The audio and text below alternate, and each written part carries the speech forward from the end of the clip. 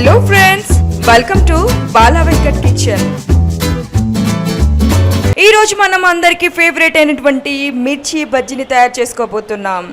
మామూలుగా మనం బయటకు వెళ్తే మిర్చి బండి దగ్గర మిర్చి స్మెల్ చూస్తేనే అద్దర్రహో అనిపిస్తుంది కదా. అది ఎలా ఉన్నా అక్కడ తినేస్తాం, కానీ అలా కాకుండా మనం ఇంట్లో తయారు చేసుకుని తింటే ఎంత బాగుంటుందో కదా. ఇంకెందుకు లేటు, ఎలా తయారు చేసుకోవాలో చూసేద్దామా? ముందు దానికి కావాల్సిన పదార్థాలు ఏంటో చూద్దాం. మిర్చి, కప్పు శనగపిండి, 1 స్పూన్ వాము, సోడా, జీరా పౌడర్, సాల్ట్, వాటర్. ఓకే, ముందుగా తయారు చేసుకునే విధానం చూసేద్దాం. ఒక బౌల్లోకి పిండిని వేసేసుకుని దాంట్లో 1 స్పూన్ వాముని వేసేసుకుందాం. దాంతోపాటు 1/2 స్పూన్ సోడా అండ్ దాంతోపాటు కావలసినంత ఉప్పు, రుచికి సరిపడాంత ఉప్పు వేసేసుకుని పిండిని అంతా కలిపేసుకుందాం.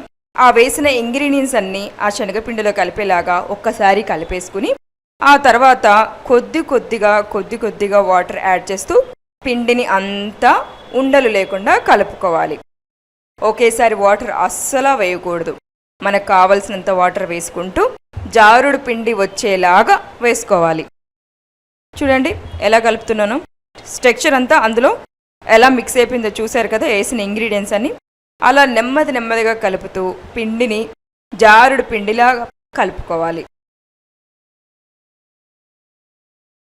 ఎక్కువ వాటర్ పోయకూడదు, కొద్దిగా వాటర్ వేస్తూ కలిపేసుకోవాలి.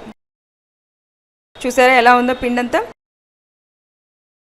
ఇలా కలిపెట్టుకున్న పిండిని ఒక పొడగాటి గిన్నెలో కానీ పొడగాటి గ్లాస్లో కానీ వేసుకోవాలి. వేసుకున్న తర్వాత మనం మిర్చిని గింజలు తీసేసుకుని దానిలో జీలకర్ర పౌడర్ని పెట్టాలి.